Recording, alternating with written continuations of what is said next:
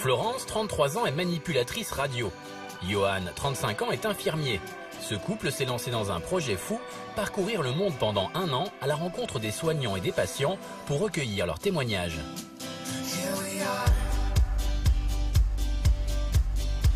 Selon eux, comprendre les différentes cultures peut permettre d'améliorer la prise en charge.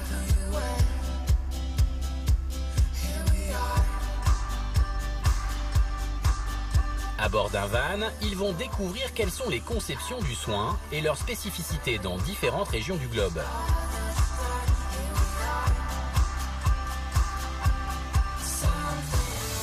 Munis d'un appareil photo, ils immortaliseront ces moments de rencontre et d'échange. Partage, découverte, galère, mais surtout joie, seront au programme de ce tour du monde du soin.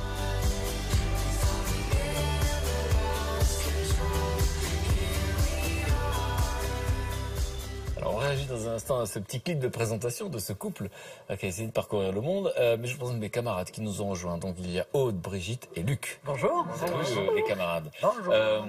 Donc ce sont, on l'a dit, hein, votre amour est un amour interdit. Moi j'aime bien faire ce genre de phrase. Et donc effectivement, soignant, patient. Il y a vraiment une éthique, par exemple, c'est quoi? C'est quelque chose qu'on vous dit en cours, on vous dit il ne faut pas tomber amoureux? Oui, c'est d'un point de vue éthique. C'est pas quelque chose d'écrit sur le contrat de travail? Non, je crois pas. Je n'ai pas regardé, mais il me semble pas que ce soit. Et du coup, Tomba, est-ce qu'il y a des gens, est-ce que vous avez la sensation que de vivre dans ces milieux, de faire des métiers d'aide, ça rapproche des gens? C'est-à-dire que finalement, des soignants ensemble, c'est courant? Je sais pas, c'est typique à notre profession. Je pense que c'est comme partout, quand vous êtes sur un lieu de travail, vous êtes avec des gens qui ont à peu près les mêmes centres d'intérêt.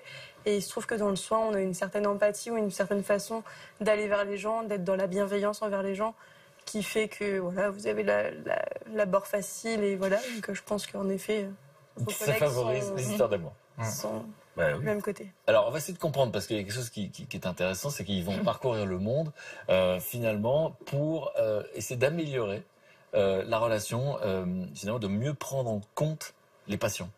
Et vous nous direz, d'ailleurs, dans votre expérience de l'hôpital, vous avez eu affaire au corps médical, beaucoup. Est-ce que vous pensez qu'il y a des choses à améliorer?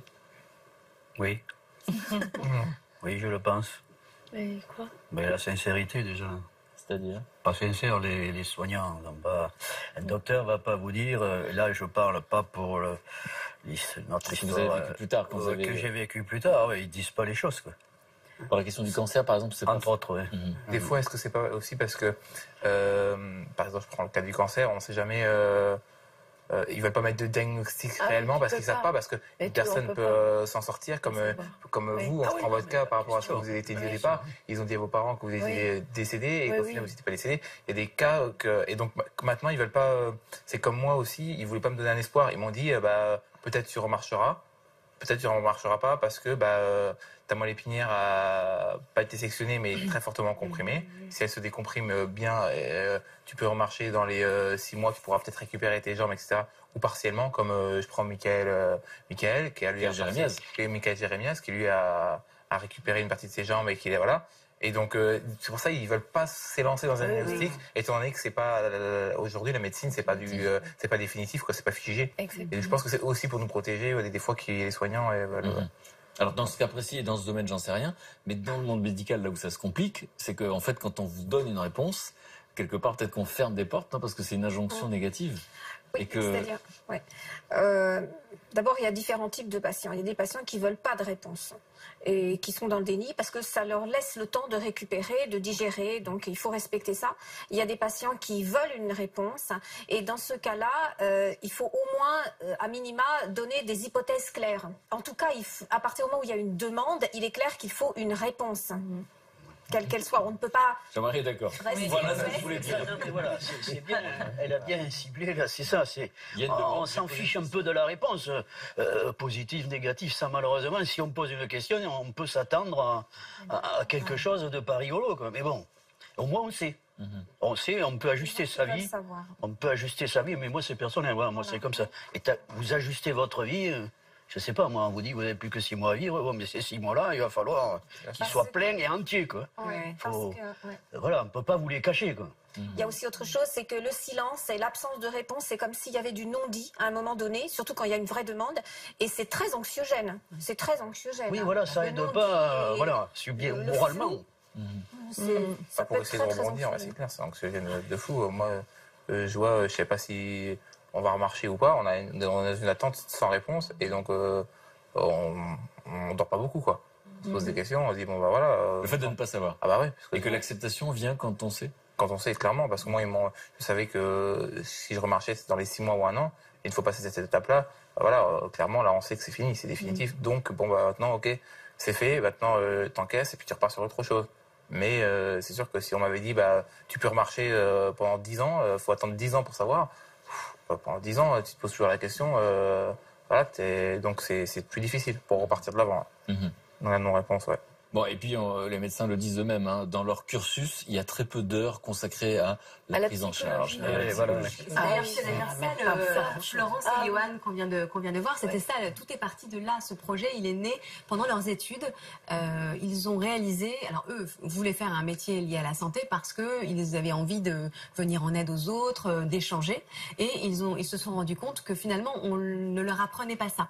Et que dans le milieu hospitalier tel qu'il est aujourd'hui, on n'avait pas forcément le temps d'échanger avec les patients, d'être à leur écoute, d'avoir une empathie, en tout cas l'empathie qu'ils souhaitaient avoir. Donc ils se sont dit, on va partir à l'étranger, on va aller voir comment ça se passe ailleurs, et puis on va aider aussi les plus démunis, mettre nos savoirs, nos compétences au profit de toutes les personnes qui en avaient besoin. Elle se régale, Brigitte. D'habitude, tout le monde lui souffle. Là, elle te souffle. Et donc, la question, c'est qu'on vient de voir un clip de présentation.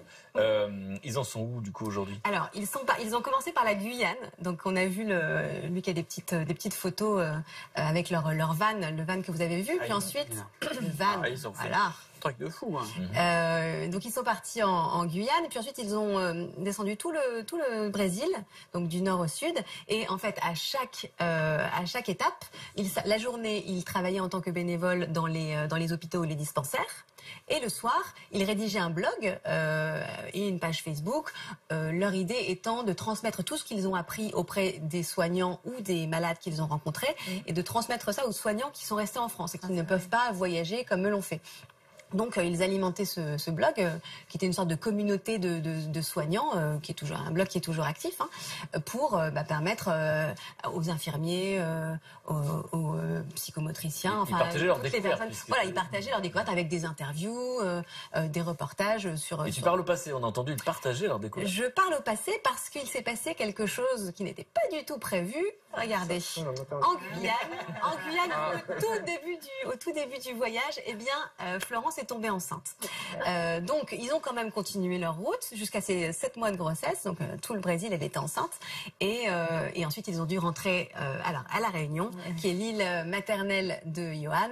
Et actuellement, ils sont avec leur petite Julia qu'on voit sur la photo. Ils débutent une nouvelle vie de parents. Donc, ils sont en pause à La Réunion, mais ils espèrent bien repartir. Et en pause à La Réunion, sympa. Oui, une petite pause à La Réunion, tout à fait, quand même. Ils avaient un pied-à-terre. Ils avaient un pied-à-terre. La famille de Johan habite là-bas. Et ils veulent repartir, alors soit dans le Grand Nord canadien, soit en Polynésie française, dans un autre style, ou en Nouvelle-Zélande. Ça, c'est pour la prochaine étape. Le Grand Nord canadien, ça va être brutal après la Réunion. Oui, ça risque d'être un petit peu brutal. Parce que là, en short... Et là, ils mettent de côté, donc ils ont repris leur métier, et ils mettent de côté pour pouvoir continuer leur voyage. Et ce voyage-là, ils ont envie qu'il dure pendant des années et des années pour pouvoir continuer à apprendre auprès de dans des systèmes très différents. Et du coup, vous avez une quête quand même, qui était de voir comment on prenait soin finalement des patients. Ils ont retenu quoi de leur voyage? Alors, ce qu'ils ont retenu, c'est que finalement, le système français est quand même pas si mal, qu'on est bien lotis. Par exemple, au Brésil, il y a énormément de corruption et les hôpitaux publics manquent cruellement de moyens, que ce soit des médecins, que ce soit des moyens matériels. Donc, il est possible, quand on est patient, d'arriver un matin et puis de découvrir que le médecin n'est pas là ou qu'il n'y a pas le matériel nécessaire. Et on vous dit, vous reviendrez dans quelques jours ou aller à des centaines de kilomètres être dans tel hôpital, peut-être qu'ils auront quelqu'un qui pourra s'occuper de vous. Donc vraiment ça a été un choc pour eux. Surprise, en fait. Et ils se sont rendus compte que finalement avec un petit peu plus d'humanité dans notre système français, eh bien voilà, on est quand même très bien soigné en France. Il suffit juste d'avoir un petit peu plus d'humanité, de chaleur. De chaleur. Bon, tu nous tiens au courant parce que là on ne sait pas quand ils repartent. Oui, je vous donnerai des nouvelles dès qu'ils repartiront. On veut savoir.